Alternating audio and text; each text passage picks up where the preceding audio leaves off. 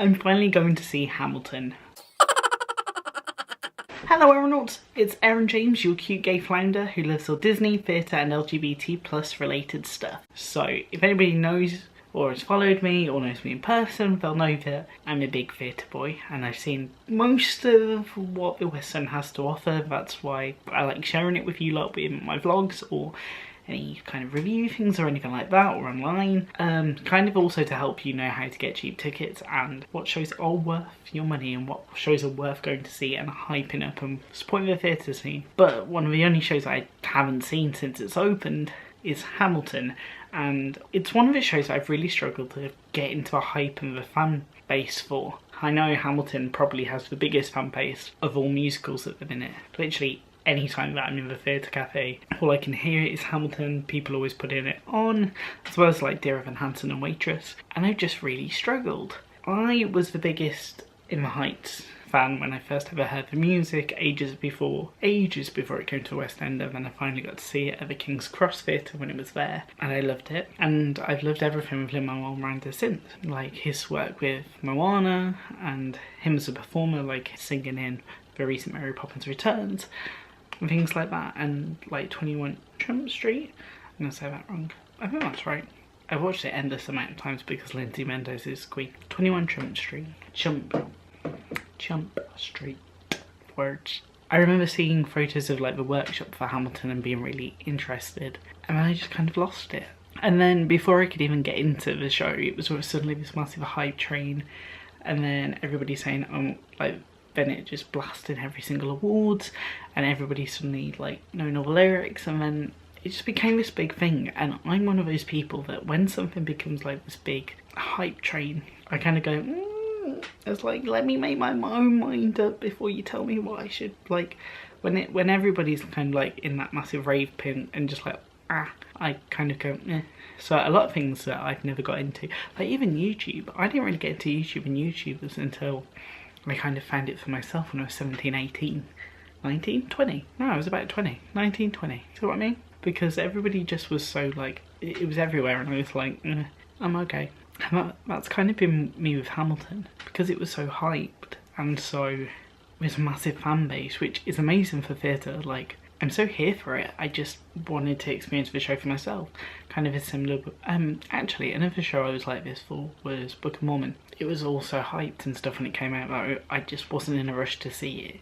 Also, ticket prices.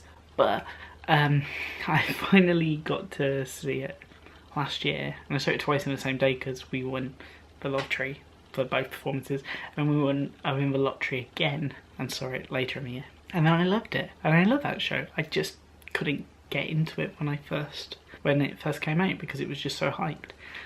And that was the same with Hamilton. Plus with rap musicals, I think with Rent as well. I like any show that's mainly sung through. I prefer seeing it or watching a filmed version. So with Rent, watching the film, and then I loved everything about Rent once I knew what was happening, and once I contextualised, but I don't know if that's, I guess so, but I wanted to relate it with an image in my brain. So then when I was listening back to the cast recording, I knew what was going on.